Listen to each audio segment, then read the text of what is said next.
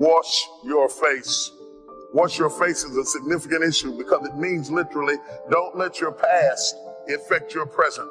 Wash your face means wash everything off you that you collected along your journey and prepare yourself for where you're going. Wash your past off of you so that it doesn't pollute your present. You'd be surprised at the people who have ruined where they are with where they came from. See, the problem with some of y'all, you can never reach forward because you're too busy looking at the past. You're still trying to figure out who did what they did, how they did it, when they said it, why did this happen to you. You got to forget about it. It's over. Ain't nothing you can do about it. It's history. You can't change the past. You can't do anything about yesterday. The only thing you can do something about is tomorrow, and you need to be spending the day doing something about what's going to make tomorrow different. You can sit across the table and interview them, and when you start interviewing them, they start talking about what they went through and what they went through on the last job. They just wasn't ready for me, and they just didn't understand my gifting, the person of my caliber. And after a while, you can see bitterness. And the whole problem is, regardless of whether they went through a bad experience or not, they've never washed their face. And you're not ready for what God is about to give you now because you're still polluted with what you went through then. You'd be surprised at the people who are married to 2 or 3 people, not legally, but mentally and emotionally.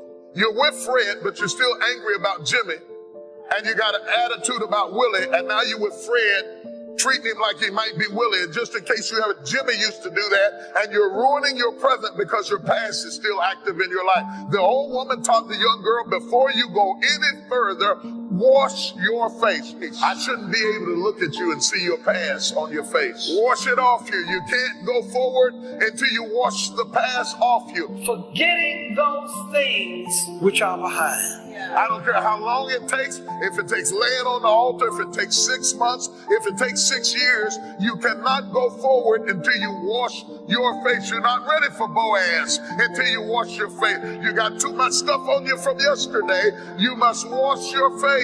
Somebody say reaching forward. That word reach means to stretch for the future. It's a stretching. Clinging issues from the past.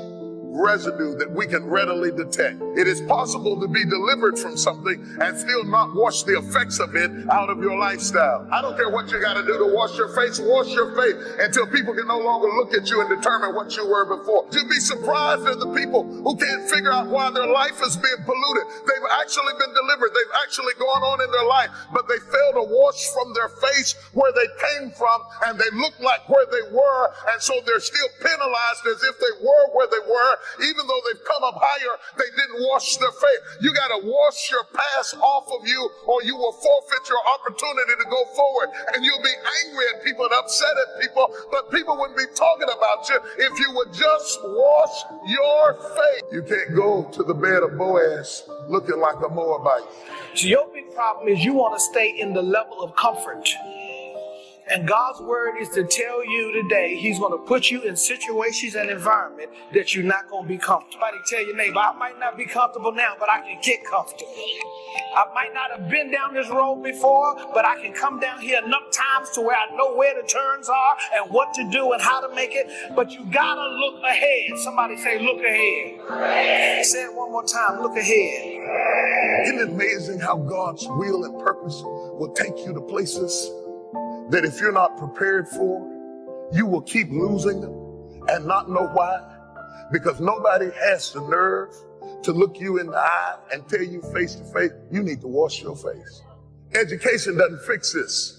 You can go to the university and have more degrees than a thermometer and still talk like a hoot. You had the academics, you had the intellect, you had the ability, you had the school loan, you had the tenacity, you did everything. You got the degree. You're in the upper echelon. You're moving amongst certain people of influence and affluence, but you're not able to handle it because you've never washed your face.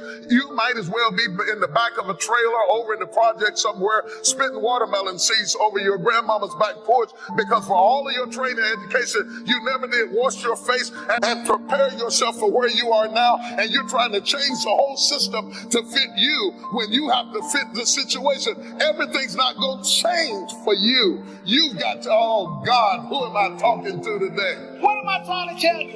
I'm trying to tell you, if you stretch and reach for what you want to do, if you reach out for it, and if you have a mentality to press for it, you can get whatever it is you want to do. Because if you don't start changing your attitude, you will miss your altitude. God will want to take you up, but your attitude will keep pulling you back down. Oh, you're not ready for this. How many times have you been approached by a sales clerk who couldn't sell you anything because they had a bad attitude?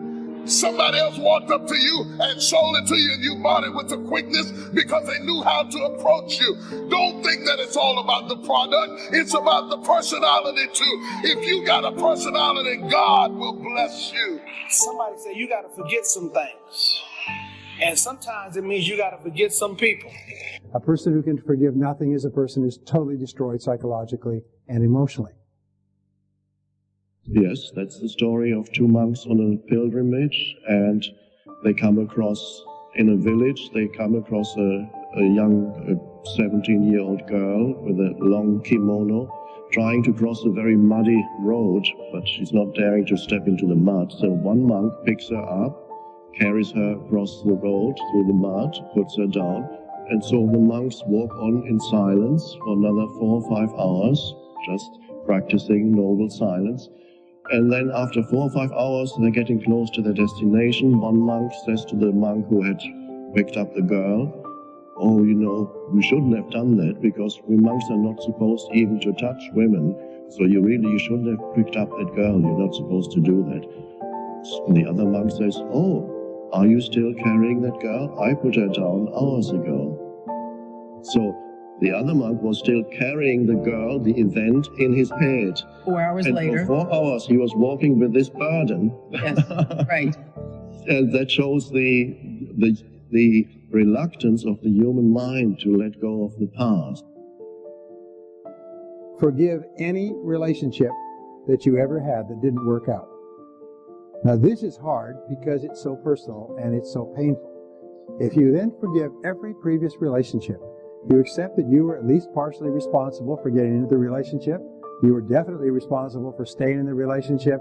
You just say, I am responsible, I am responsible, I am responsible. I bless them and let them go.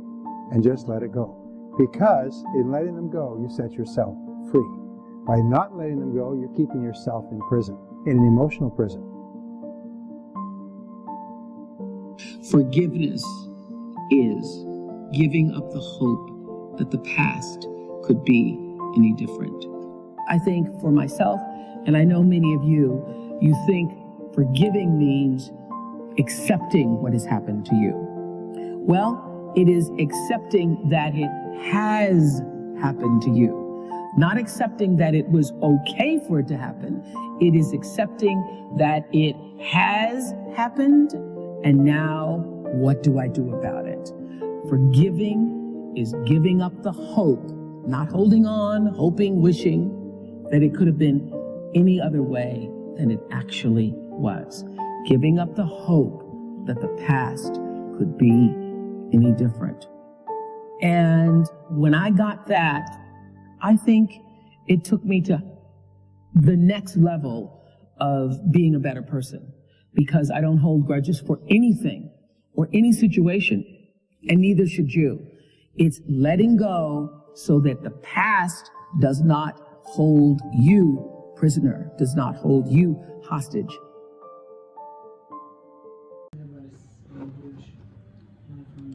Forgetting those things which are behind, I don't care how long. If it takes laying on the after, if it takes 6 months, if it takes 6 years, you cannot go forward. Until you wash your face, you are not ready for bath. Until you wash your face, you got too much stuff on you from start day. You must wash your face. Somebody say, reaching forward. That word reach means to stretch for the future. It's a stretching, cleaning issues from the past.